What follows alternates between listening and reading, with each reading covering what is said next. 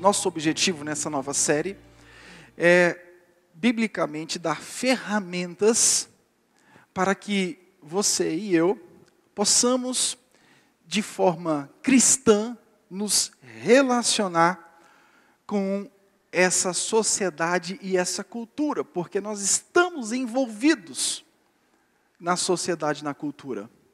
Nós não estamos completamente separados. Você trabalha, você estuda, você tem uma profissão, você tem desafios como estudante, enfim, cada profissão tem o seu desafio. E como a Bíblia enxerga isso, como a igreja, como você como um cristão, como se relacionar com tudo isso.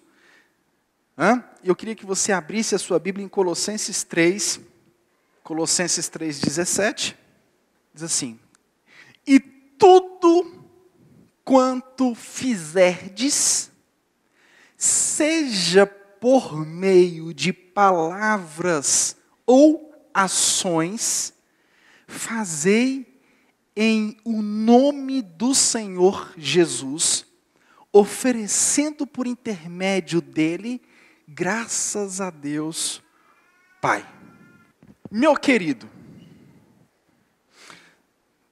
nós temos muita dificuldade de lidar com a nossa vida cristã e aquilo que nos cerca. Nós temos é muito complexo conciliar, ou não conciliar, mas saber conciliar a fé, a palavra de Deus e, por exemplo, a nossa profissão. É um desafio enorme juntarmos a nossa espiritualidade com aquilo que nos envolve, contexto familiar, contexto profissional, e aí vai. Nós não sabemos muitas vezes qual postura nós vamos tomar. Eu vou ser contra tudo? Que às vezes o cristão ele toma essa atitude. Não, eu sou contra tudo. Em outras fases da vida a gente diz, não, eu vou ser liberal, vou ser a favor de algumas coisas e de outras não. Ou eu vou ser a favor de tudo. Aí as pessoas começam a achar muita graça em tudo aquilo que cerca, que a cerca. E esquece de que a Bíblia fala de um mundo pecaminoso, de um mundo que se desviou, de um mundo que jaz do maligno. Em outra circunstância, você diz, bom, isso aqui é sagrado, isso aqui é secular. Aí o cristão começa a separar o que é de Deus, o que não é de Deus, aí vem a loucura. Aí, meu irmão, aí vira uma loucura, porque os cristãos começam a nomenclaturar aquilo que é de Deus e que não é. Não, isso aqui é de Deus, aquilo não é de Deus. Isso é coisa de crente, de santo, aquilo não é coisa de crente, de santo. E por último, nós passamos uma confusão e achamos, não, então faz o seguinte, nós vamos transformar tudo que está ao nosso redor. Eu sou crente, eu vou transformar tudo que está ao meu redor, eu vou mudar esse mundo. Aquela síndrome do síndico reeleito. Quem aqui é síndico? Tem algum síndico aqui? Eu quero te dar os parabéns, um abraço e orar muito por você. Tem algum síndico aqui? Não, não tem. Um dia o pessoal falou assim, rapaz, o pessoal falou em colocar você como síndico. Eu falei, pelo amor de Deus, não. Então, a gente vive esse dilema, a gente não sabe, às vezes a gente fica perdido. Ai meu Deus, e agora? O que eu faço? Qual a atitude que eu vou tomar agora? Bom, Para a gente se situar biblicamente, essa carta aqui ela foi escrita para dizer que Cristo é superior a tudo. Nosso ponto de partida é entender justamente isso. Cristo é superior a todas as coisas. Essa comunidade aqui estava vivendo algumas ideias erradas acerca do cristianismo, algumas ideias legalistas. E o que Paulo quer dizer é que Cristo é suficiente. Ele está querendo dizer que a nossa crença e a nossa prática é em Cristo. Se a nossa crença e prática é em Cristo, nós viveremos em qualquer circunstância, porque viveremos com Cristo e para Cristo.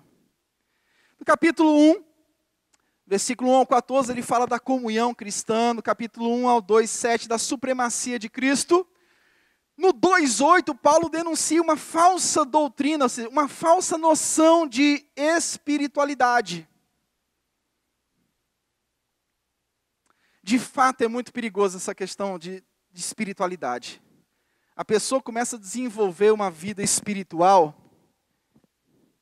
e deixa de considerar aspectos, aumenta mais um pouquinho para mim, por favor, aspectos bíblicos importantíssimos, e ela começa a construir o seu conceito de Deus.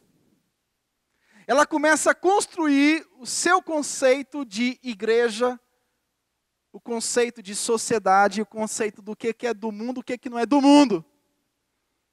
E ela passa a construir uma espiritualidade própria. Então, no consciente dela, no inconsciente ou consciente dela, ela começa a agir com justiça própria. Não, isso aí pode, isso não pode, isso eu vou fazer, isso eu não vou fazer, isso é errado, isso é certo, isso é pecado, isso não é pecado. Aí vira uma confusão.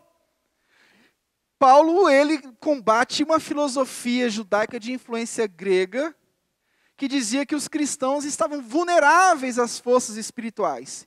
E para eles vencerem isso, eles tinham que cumprir certos preceitos do Antigo Testamento. Aquela coisa, né? Olha, tem muita coisa se levantando contra a sua vida. Para você vencer isso, você vai ter que fazer aquilo. E Paulo vem e diz, olha, gente, Cristo é suficiente para a vida de vocês. Vocês precisam compreender, nós precisamos compreender que Ele é suficiente. Bom, esse é o contexto da carta. Agora eu queria trazer 3 definições. O que é igreja, o que é sociedade, o que é cultura? 1. Igreja. Igreja é a comunhão dos santos. É a assembleia de pessoas regeneradas por Cristo.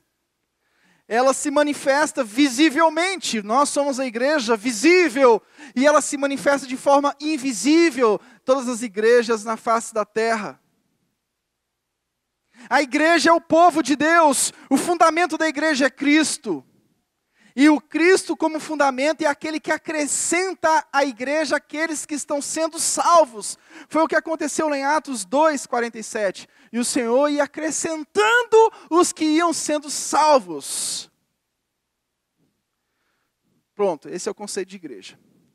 Qual o conceito de sociedade? Sociedade é um conjunto de indivíduos que partilham de uma cultura para um determinado fim. Sociedade é um conjunto de indivíduos que praticam um determinado tipo de cultura para um determinado fim. Aí tá. Agora vem a pergunta que nós vamos responder de forma bíblica. O que é cultura? O que é a cultura? Vamos lá. O texto diz que tudo aquilo que a gente fizer, que a gente faça para a glória de Deus. Em outras traduções ele fala justamente isso. Tudo que você fizer em palavra ou em ação, fazei-o em nome do Senhor, dando por ele graças a Deus Pai. Então, o cristão, a vida do cristão, pressupõe que tudo aquilo que ele faz em nome de Jesus.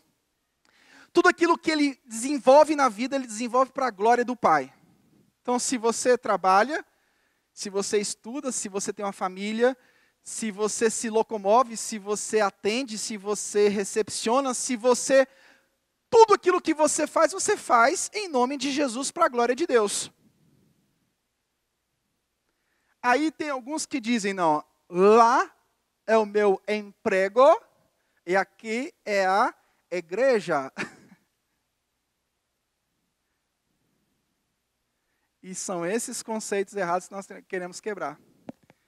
Aqueles conceitos errados do sagrado e do secular.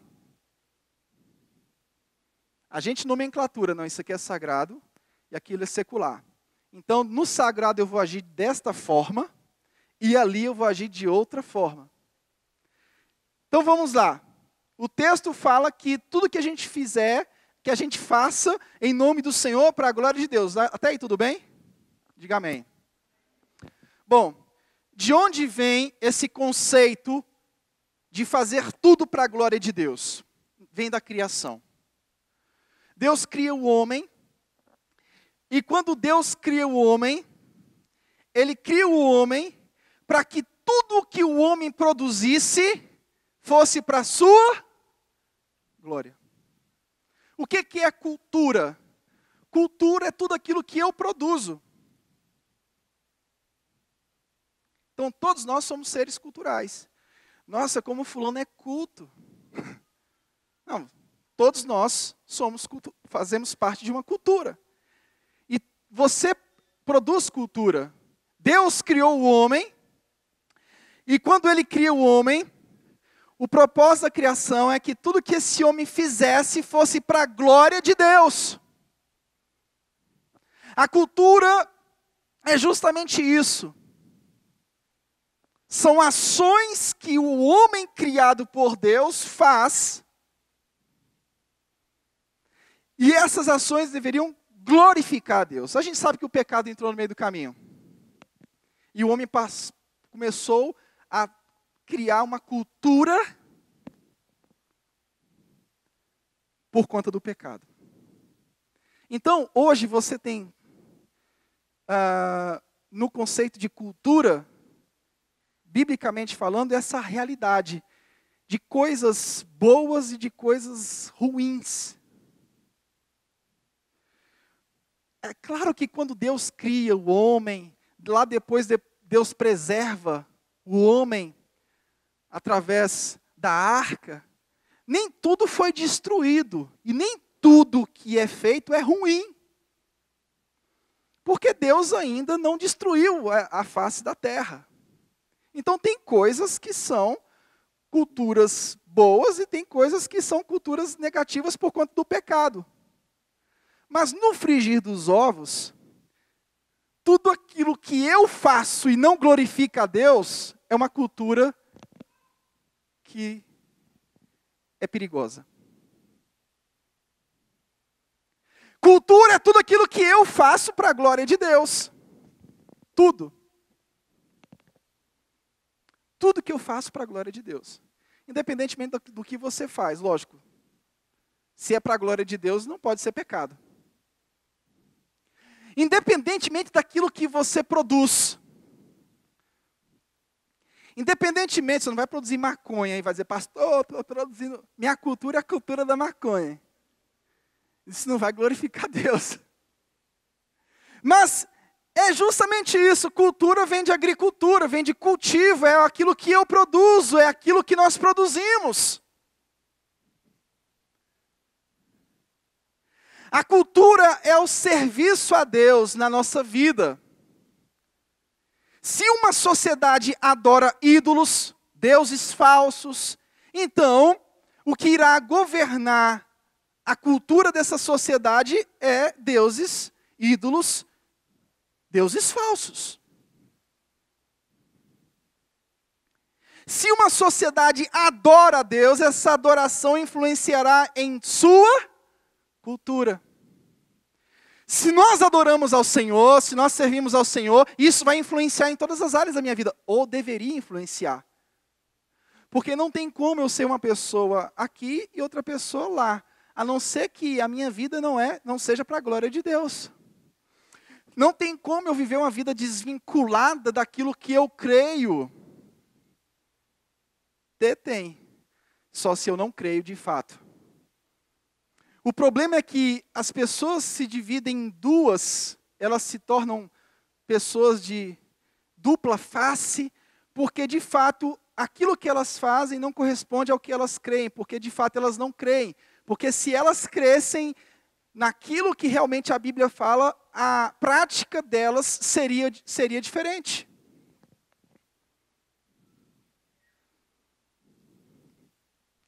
Ó, aqui é empresa e lá é igreja. Sim, concordo com isso. Ó, aqui não tem negócio de Deus, não. Poxa, você conseguiu tirar Deus do seu ambiente de trabalho?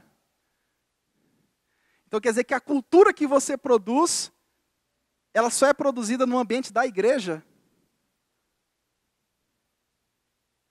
Quer dizer que o seu conceito de cultura é aquilo que você produz em alguma área da igreja?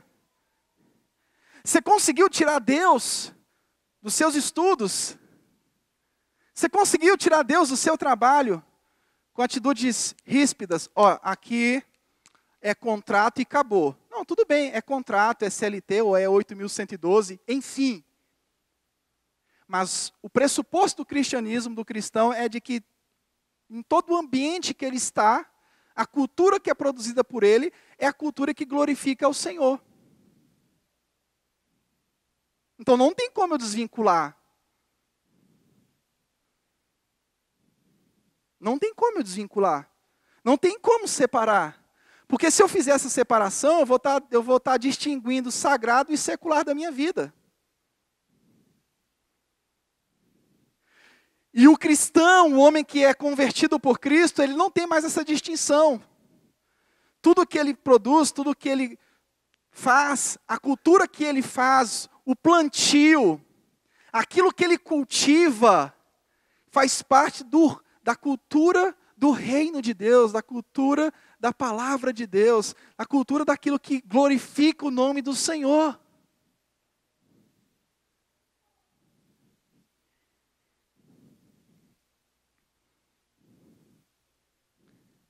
Tem culturas que negam o Senhor, culturas que revelam a queda inicial. Agora, o propósito original de Deus era encher o mundo com a cultura humana que o glorificasse. Vai lá, Adão, domine sobre as aves, sobre os peixes, sobre tudo.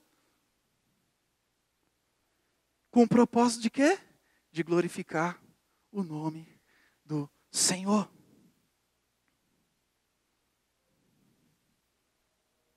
Com o fim de glorificar o nome do Senhor. Então, nossa cultura, ela pode ser expressa da seguinte forma. A cultura pode ser expressa por uma pessoa que vive para a glória de Deus e uma pessoa que não vive para a glória de Deus. Parênteses. Cuidado. Tem uma coisa que pode te enganar. Tem pessoas que são eticamente boas. E às vezes você acha que uma pessoa, por ser eticamente boa, boa pagadora, cumpre com as suas relações familiares, não chega atrasado no horário do emprego, você acha que a cultura dela é uma cultura cristã. Cultura cristã não basta ser somente conforme uma ética boa, ela precisa ser uma ética boa e precisa glorificar o nome do Senhor. Pastor, o cara não trai a mulher, ela não trai o marido, eles não querem saber de igreja, mas eles são pessoas boas. Mas a cultura deles continua sendo uma cultura pecaminosa, porque embora eles tenham a ética, embora eles sejam pessoas boas, aquilo que eles fazem não glorifica a Deus. Então deixa eu te dizer uma coisa, cultura, biblicamente falando, é fazer algo que seja bíblico e que glorifique a Deus. Não basta eu ser bom eticamente. Aquilo que eu faço tem que ser realmente para a glória de Deus. E uma pessoa que não foi regenerada por Cristo, ela pode até ser boa eticamente, mas as ações dela não é para glorificar a Deus. Talvez seja para glorificar a si mesmo.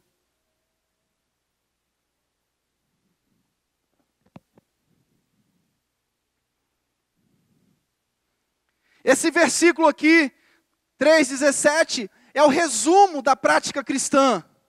O objetivo das nossas ações é a glória de Deus, em harmonia com a palavra do Senhor. Em nossas ações, os meios precisam ser orientados para os fins, conforme a palavra. O meio é orientado para um fim, conforme a palavra de Deus. Então surge a pergunta: como você vai viver na sociedade? Você é regenerado por Cristo, foi comprado pelo sangue do Senhor, e agora surge a pergunta: como viver nessa sociedade? Bom, primeiro, nós já aprendemos que nós vamos viver para a glória de Deus. Tudo que nós vamos fazer, façamos para a glória de Deus. Então, até aí, tudo bem? Independentemente de qual seja a sua profissão, qual seja o seu estudo, qual seja a sua relação com a sociedade, com a cultura. Enfim, pastor, eu trabalho na NASA, eu me coloco no foguete e me joga lá para o fim do mundo. Independente do que você faz, você já entendeu que o que você faz é para a glória de Deus. Agora, nós temos que escolher um modelo de ação. Qual vai ser o modelo de ação? Bom, eu vou ser contra tudo? Tudo é do diabo? Ou tudo é de Deus? Eu vou ser contra tudo? Segundo, eu vou ser liberal? Eu vou andar de forma liberal? Terceiro, eu vou separar o sagrado do secular? Sagrado é igreja, secular é emprego? Ou a minha fé pode ser um instrumento de transformação cultural? Eu vou adotar o último ponto. A fé como instrumento de transformação cultural. No sentido de que, em qualquer ambiente que nós estivermos, a nossa fé influenciará a nossa cultura. Porque aquilo que eu pratico é cultura. E se o que eu pratico é cultura e eu pratico conforme a minha fé, a cultura que está no meu ambiente será impactada. Então nós aprendemos que nós vamos viver para a glória de Deus. Segundo o texto. Segundo, nós aprendemos que a minha fé pode influenciar a minha cultura.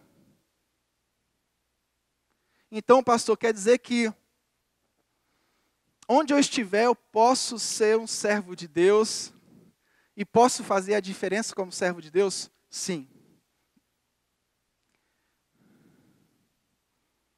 Pastor, mas minha atividade é tão complicada. Eu sou policial da Patama.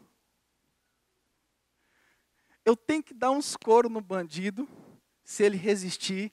Eu tenho ofícios. Como é que nós vamos resolver isso? Essa série vai tratar de todas essas questõezinhas, sabe? Que a gente fica, às vezes, ai meu Deus, como é que eu vou fazer? Eu tenho um ofício que às vezes parece ser contraditório com a minha caminhada cristã. Pastor, eu sou chefe na minha empresa e eu tenho várias pessoas que trabalham comigo que são crentes também. Como é que eu vou agir com elas? Bom, você vai expressar o caráter cristão como chefe e vai agir como chefe. O problema é que existe um abuso religioso muito grande nas relações de emprego. Porque eu sou crente, eu posso chegar na hora que eu quiser, eu posso fazer o que eu quiser. Eu sou crente, meu patrão é crente, então eu vou lá e vou negociar com ele, porque eu tenho que sair mais cedo, porque eu vou pregar. Sim, mas você está subordinado a uma pessoa. Pastor, eu sou policial e eu estou na rua e o bandido reage. O que eu tenho que fazer? Pancada nele. Depois você dá uma Bíblia para ele. Porque se houver uma reação, você tem o direito legal de fazer isso. É claro, também você não vai ser maldoso, né? Só na medida. O próprio direito penal diz isso, né? O direito penal fala sobre isso. Fala do extrapolar a medida que teve um excesso. Então haja proporcionalmente. Pastor, eu sou empregador, meu funcionário está fazendo isso, isso e aquilo. É crente também, o que eu faço? Chama ele no canto e vem cá, meu filho.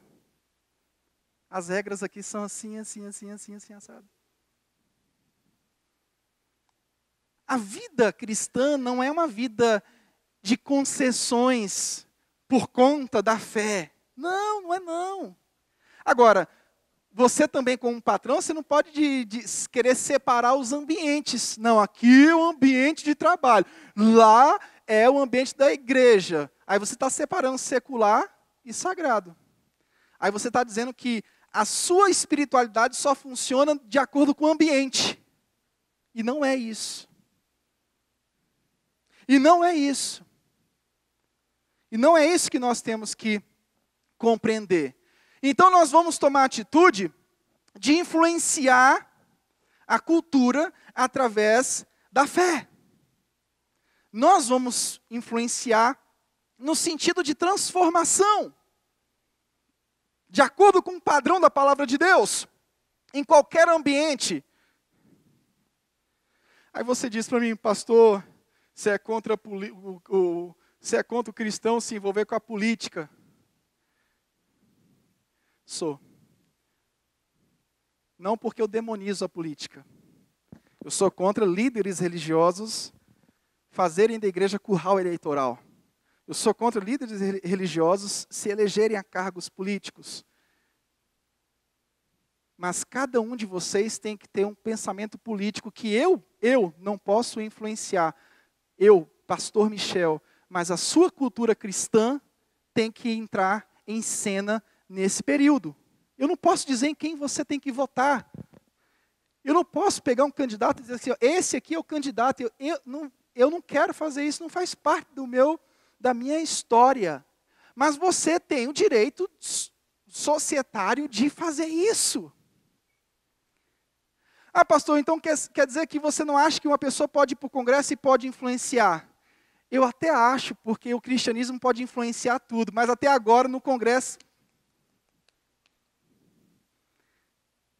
E eu digo que não é impossível, mas parece que os que vão para lá se lambuzam no poder e no roubo.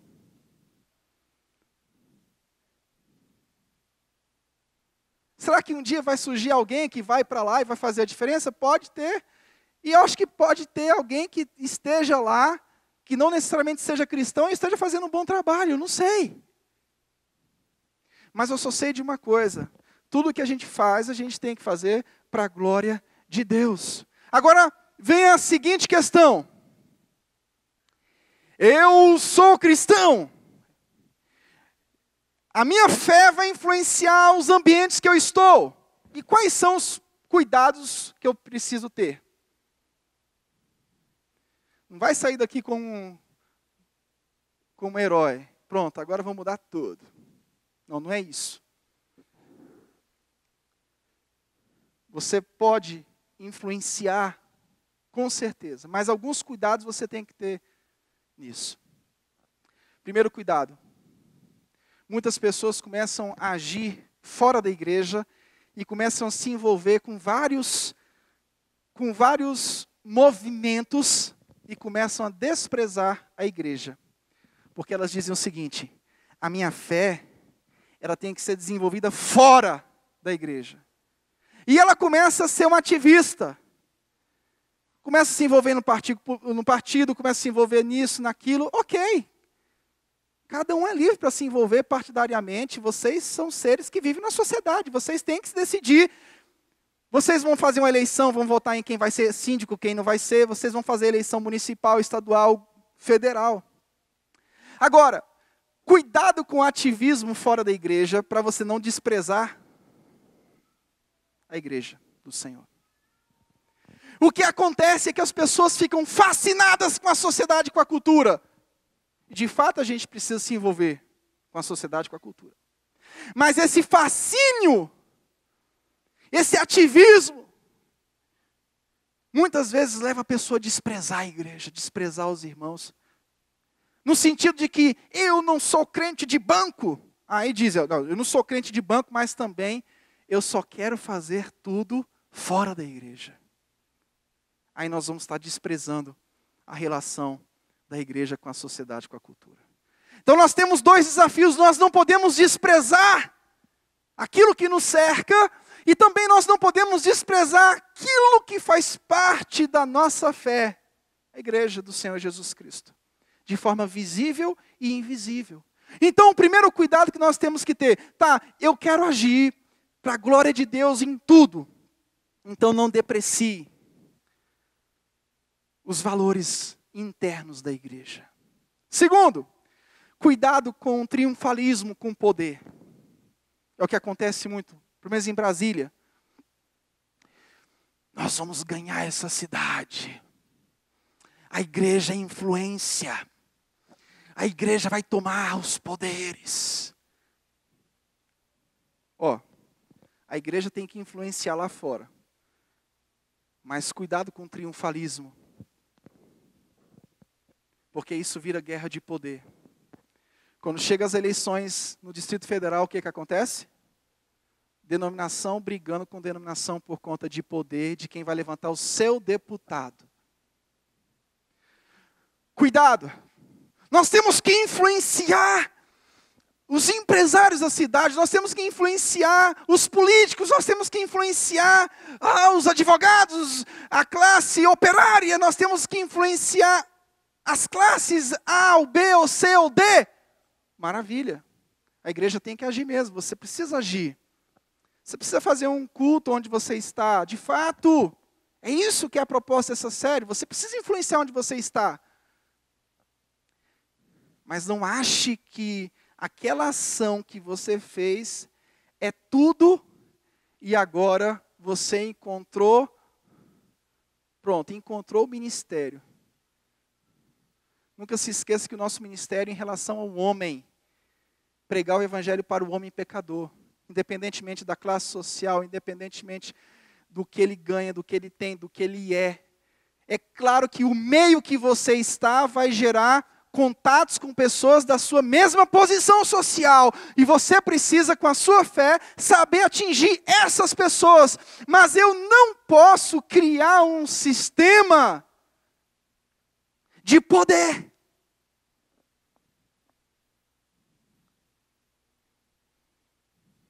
Pastor, o negócio é o seguinte. Comigo só anda a elite. Pastor, comigo é o seguinte, eu só gosto de andar com pessoas mais humildes. Essas divisões, assim, são perigosas.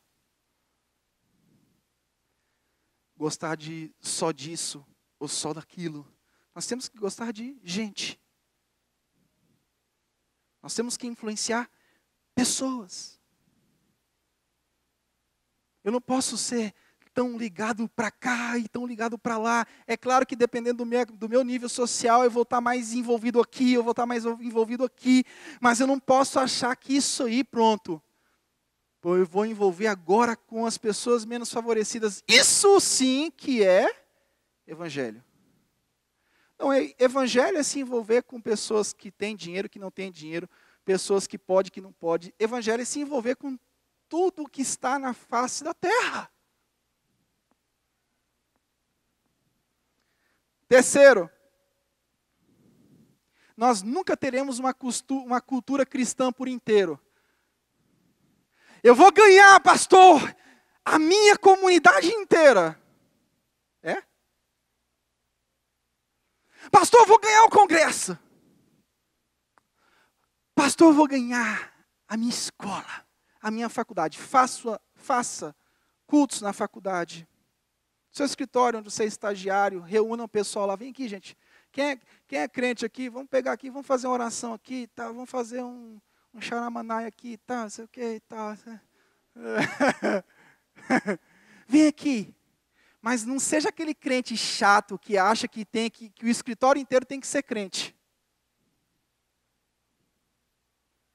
Eu não posso deixar de agir. Eu tenho que evangelizar. Inclusive, diga-se de passagem, Você precisa evangelizar para o culto de domingo. A sua influência na cultura que vai trazer pessoas para a igreja. Não espere só de programa de rádio, não espere só disso não, uma hora isso acaba. Não fique esperando só da mídia para trazer, não. A mídia é um instrumento onde nós podemos influenciar também. Mas não se esqueça que quando eu dou a bênção apostólica aqui para vocês, eu estou dizendo para vocês, vá e faça a obra do papai durante a semana. No domingo você vai voltar e vai dizer, está aqui. Mais um. Eu convidei, eu chamei, eu fui atrás, eu liguei, eu fiz um culto. Não espere do pastor e da igreja, no sentido, aquela coisa, igreja. Quando a pessoa fala igreja, a pessoa pensa assim, o que é igreja? Porque a igreja não fez isso. Porque a igreja não fez aquilo. Quem é a igreja? Quem é a igreja? São essas 4 paredes? Isso aqui é um local para se reunir. Você não ficar pegando chuva nem sol. Pastor, porque a igreja devia estar fazendo isso. Quem é a igreja? Você. Você devia estar fazendo isso. Então nós não vamos ter uma cultura cristã por inteiro. Pastor, eu vou evangelizar no presídio. Ou eu trabalho num presídio, eu sou policial num presídio. Geralmente os presos têm raiva de policial dentro do presídio, né? Eu não sei se é... Eu vi uma reportagem. Vai lá, evangelize eles. Eles não merecem, porque também nós não merecíamos, ninguém merecia. Mas a graça do Senhor é isso, é um favor imerecido. Mas não acho que vai ganhar o presídio todo. A gente tem que saber lidar com essas frustrações. Nem tudo que a gente faz é bem sucedido. E às vezes você até convidou uma pessoa, você foi evangelizou a pessoa, falou de Jesus para ela, e ela não respondeu positivamente. A gente nunca pode se esquecer que a igreja é a comunidade dos eleitos do Senhor. Pastor, então tem os eleitos do Senhor, então para que eu vou evangelizar? Para que eles se manifestem. Porque Jesus disse que é para evangelizar. Se ele disse que é para evangelizar, nós vamos evangelizar. Então vamos evangelizar para colher esses eleitos da face da terra. Agora eu não vou evangelizar somente com um papelzinho na mão. É porque o conceito de evangelismo é um conceito muito retrógrado. Quando você fala de evangelismo, pastor, eu tenho que ficar lá dentro do ônibus, aquele ônibus cheio, ficar gritando lá. Não é só isso que é evangelismo, também é evangelismo. Evangelismo é tudo aquilo que te envolve. Aquela oportunidade que você tem de tomar um cafezinho com seu amigo de trabalho. Em vez de ficar contando piada imoral ou ficar ouvindo piada imoral, pega esse rapaz e evangeliza. Pastor, mas o meu chefe, eu vou evangelizar o meu chefe. Vai! Vai evangelizar o seu chefe. Ele é seu chefe, mas ele não é seu Deus. O que eu tenho que sair é desse marasmo. A igreja tem programa de rádio, então as pessoas vêm através do programa de rádio. Sai desse marasmo em nome de Jesus. Uma hora a gente cansa. Eu já gravei 1.400 programas de rádio. Você sabe o que é isso? 1.400 programas de rádio. Graças a Deus. Mas a gente vai se cansando, é diário. Irmãos, vamos trabalhar para o Senhor. Vamos uma linguagem bem mais fácil. Vamos culturalizar a nossa fé. Seu vizinho passa por você, não dá bom dia. Mas dá bom dia. Uma hora cola. Vai que cola. Daqui a pouco ele para. Conversa com você. Fala de Jesus. Conversa sobre Jesus. Prega o evangelho de Jesus Cristo. Pregue o evangelho do Senhor. Nós precisamos influenciar a cultura. Em sexto lugar, nós precisamos reconhecer os perigos do poder. Você tem muita influência. Fé e poder são duas coisas que você tem que tratar com muito carinho. Se você tem muito poder, você não pode, tem que tomar cuidado como você vai tratar com a fé em relação a isso. Você não pode oprimir ninguém em detrimento da sua fé. Você tem que pregar o evangelho, mas não pode oprimir as pessoas. Nem em detrimento do seu poder e nem em detrimento da sua fé. Mas não pode também ficar calado. Não pode também ficar, sabe, morno, morgado, no sentido de que a minha atitude diz acerca de Cristo. Tá bom, isso é verdade. A minha atitude fala mais alto daquilo que eu falo, do que eu prego. Ok. Mas você não vai deixar de pregar porque a sua atitude é boa. Porque eu conheço muitas pessoas que têm atitude boa e que dizem que Cristo não morreu por elas. Então não basta ter uma boa atitude. Você está entendendo? Pastor, o meu testemunho é forte. Eu não falo de Jesus, mas eu sou um cara honesto. Ah, é? Eu conheço várias pessoas que não falam de Jesus, são honestas, e que também não falam, mas também não querem ouvir falar. Então não basta ter um testemunho bom. Essa relação de igreja, sociedade e cultura, é necessário ter um bom testemunho, porque o bom testemunho faz parte da fé, mas é necessário também que haja uma influência da fé. A influência vem através da pregação, através de um evento, que você convida a pessoa, vamos lá na igreja. Uma visita que você faz à pessoa. Percebeu que a pessoa deu uma abertura, vai lá e faça uma visita para ela. Seja um evangelizador. Pare de ficar atacando a igreja o tempo todo, atacando o líder o tempo todo. É porque a igreja é assim, porque a igreja é assada, porque a igreja podia fazer isso, a igreja podia fazer aquilo. Eu quero saber o que você pode fazer. Você tem um desafio, você tem uma cidade aí. Você tem uma companhia, você tem a sua própria empresa. Como é que é o seu relacionamento na sua própria empresa, onde você é o patrão, ou onde você é o funcionário?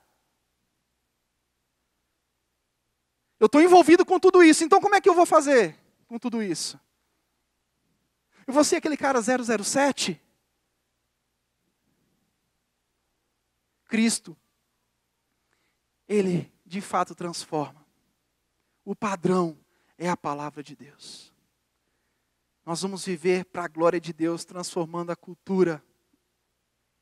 Essas ideias falsas de espiritualidade, que me limitam geograficamente, não, até aqui eu posso ir, até aqui eu não posso ir. Essas ideias falsas de espiritualidade têm que ser vencidas nas nossas vidas. Elas precisam ser vencidas de fato e de verdade. Quem gera ovelha não é pastor, é quem? É quem? Quem é que gera ovelha? É pastor ou ovelha? O pastor só gera quando a ovelha não está gerando. Mas a função do pastor, biblicamente falando, é outra. É palavra e oração. Leia Atos capítulo 6. Eu estou separado para a palavra e para a oração. Eu tenho que me dedicar a essas duas coisas. Então, essa semana, até o final do ano, você vai procurar criar ações. Eu queria concluir dizendo isso para você.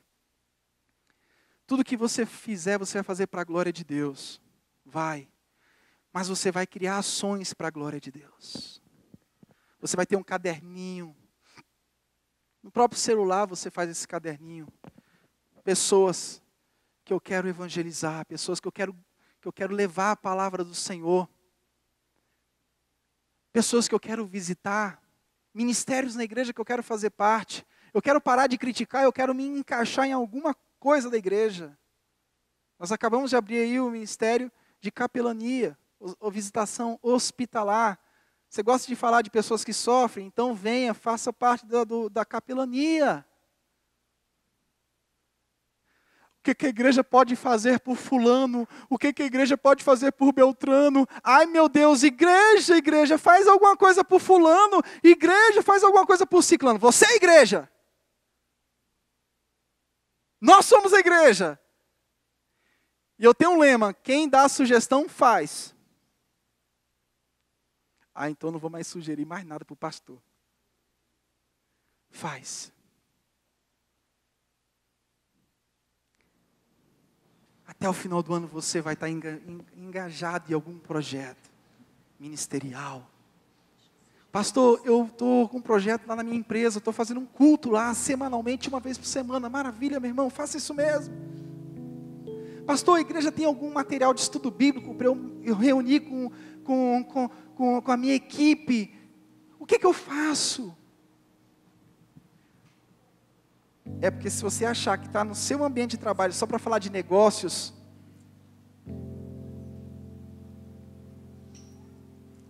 essas pessoas que você está falando de negócios com elas, essas pessoas têm necessidades. Deixa eu te dizer uma coisa, os seus alunos, você que é professor, os seus alunos fazem parte de um contexto familiar.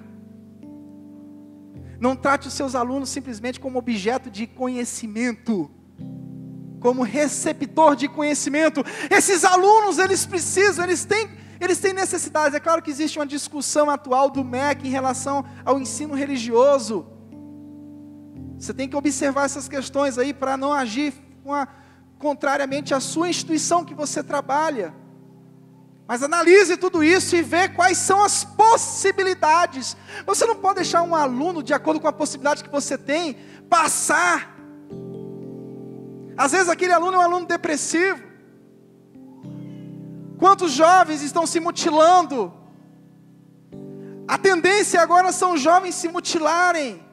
Uma prática esquisita. Eu vou começar a estudar sobre o que é isso. Eu não li nada ainda, mas eu estou vendo notícias de jovens se matando, se mutilando. Um primo meu se matou.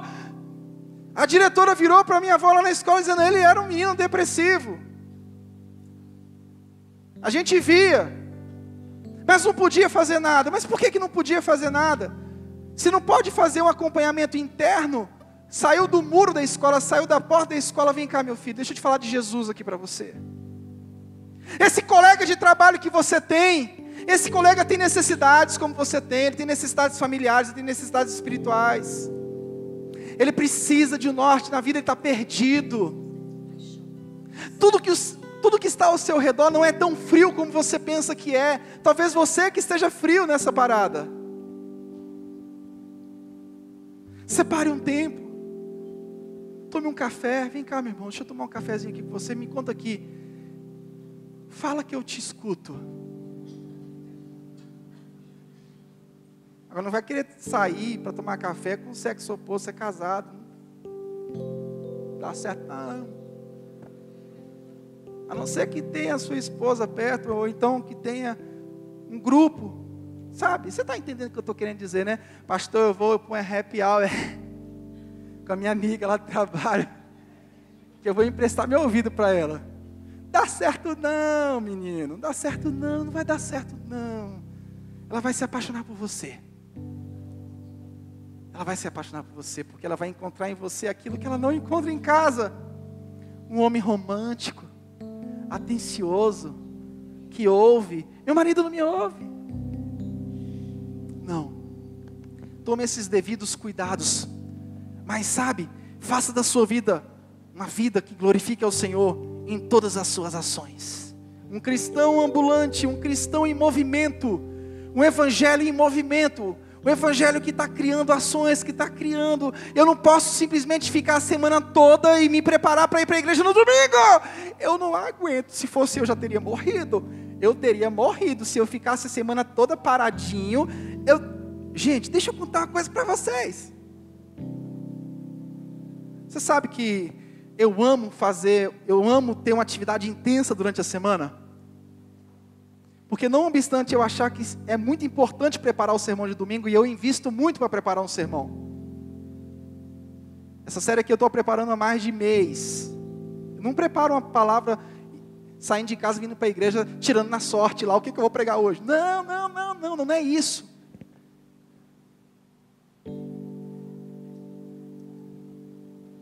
O que eu vou fazer? Quais são as minhas ações? Pastor, eu tenho uma ideia para a igreja. Pastor, eu quero me dispor para abrir um processo de evangelização com jovens na minha faculdade. O que a igreja pode fazer? Nós podemos treinar você. Com a linguagem do século 21. Pastor, eu tenho um grupo lá de amigos que eu quero discipular. Qual o material que eu uso? Nossa biblioteca tem 1.300 livros. E esse ano nós vamos comprar mais 250 livros até o final do ano. Exigência do MEC. A minha biblioteca tem por volta de 800 livros. Se você precisar, eu não empresto, eu tiro o Xerox. Eu já emprestei, mas eu tiro o Xerox do capítulo que você quiser. Ou a gente pode fazer uma vaquinha e comprar aí. Mas eu te ajudo. Quais são as ações? Sabe que durante a semana, se eu ficasse parado, se eu ficasse só dependendo... Não, eu tenho que pensar em preparar o sermão de domingo, mas eu tenho que pensar que durante a semana eu tenho que alcançar outras pessoas. Eu tenho que pensar na igreja internamente, mas eu tenho que pensar que eu tenho outras pessoas para influenciar com a fé. Nós temos as redes sociais. Nós temos tantas coisas que podemos influenciar. Eu não quero ficar parado. Se eu parar, eu morro. Russell Shedd, dia desse eu liguei para ele. E eu falando com ele.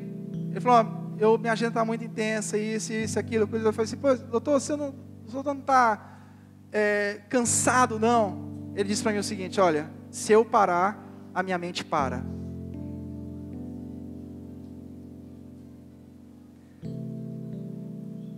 Meu pai, quando teve AVC, que eu fui lá em Feira de Santana, quando ele teve AVC, ele logo falou, me dá um livro aí para eu ler, urgente, falou para o médico, me disseram depois, né?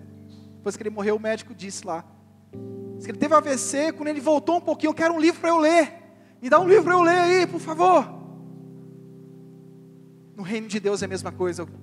Eu tenho que criar alguma ação. Eu tenho que estar fazendo alguma coisa. Eu tenho que fazer alguma coisa. Fazer alguma coisa. E você vai trazer para a gente. Pastor, eu penso assim, que a gente podia criar um projeto cultural aqui na cidade. Ensinar os meninos a, sei lá, aula de reforço, e aí vai. Artes. Tudo envolve cultura. Musicalidade envolve cultura, é aquilo que eu faço, aquilo que eu cultivo, para a glória de Deus.